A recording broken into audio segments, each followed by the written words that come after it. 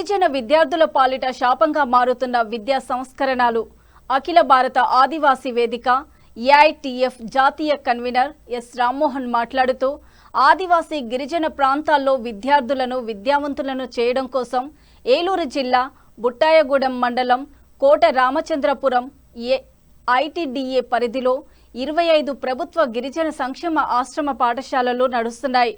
ఈ పాఠశాలల్లో పులిరామన్నగూడెం బాలుర, రెడ్డికోపల్లి బాలికలు, కొయిదా బాలురు, ఇటికలకోట బాలురు.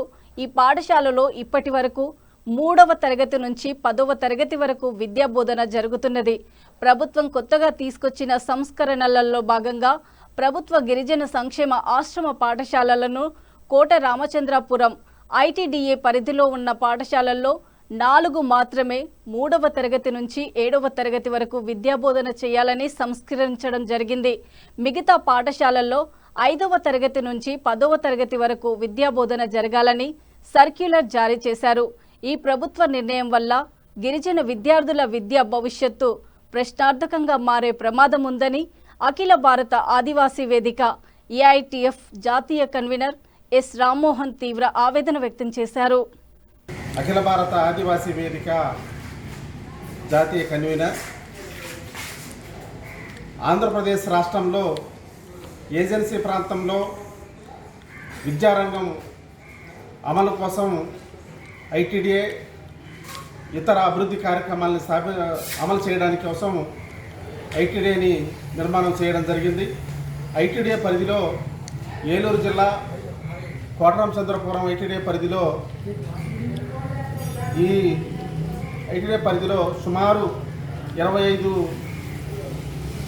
ప్రభుత్వ గిరిజన ఆశ్రమ పాఠశాలలు నడుస్తూ ఉన్నాయి. ప్రభుత్వం కొత్తగా కొన్ని సంస్కరణలను తీసుకురావడం జరిగింది. దీంట్లో 4 పాఠశాలలని 3వ తరగతి నుంచి 7వ తరగతి వరకు నడపాలని నిర్ణయం చేశారు. మిగతా పాఠశాలల్ని 5వ తరగతి నుంచి 10వ తరగతి వరకు పాఠశాలల్ని విద్యాబోధన నడపాలని నిర్ణయం చేశారు. దీని కారణంగా ఏజెన్సీ ప్రాంతంలో ఉన్నటువంటి ఆదివాసీ గిరిజన విద్యార్థులు కొన్ని ప్రాంతాలలో విద్యకు దూరం అయ్యేటటువంటి ప్రమాదం ఉంది. ప్రభుత్వం దీన్ని సరైన పునరాలోచన చేయకుండా ఈ పాఠశాలను ఇట్లా నడపడం వల్ల విద్యార్థులు డ్రాప్అవుట్స్ అయ్యే ప్రమాదం ఉంది. అందుకనే ఇవాళ ఏజెన్సీ ప్రాంతంలో గతంలో గెడ్డపల్లి, చింతపల్లి, అలాగే కామవరం తదితర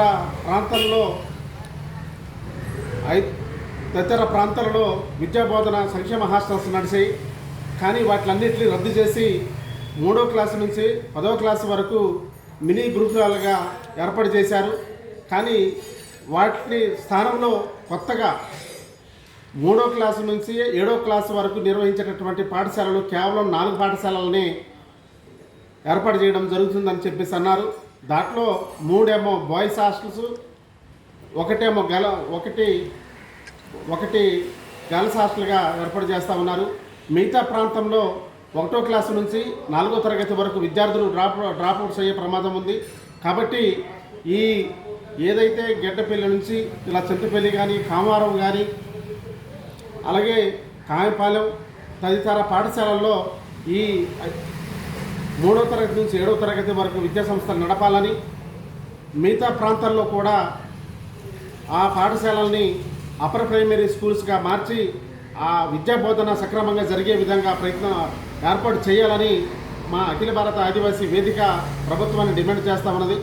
ఇవాళ ప్రభుత్వం విద్యా బోధన ద్వారా విద్యార్థులందరినీ, ఆదివాసీ విద్యార్థులందరినీ విద్యావంతులు చేస్తామంటూ చెప్తూనే మరో పక్కన విద్యార్థుల్ని చదువులకు దూరం చేసేటటువంటి కార్యక్రమాలు చేపడతా ఉన్నారు.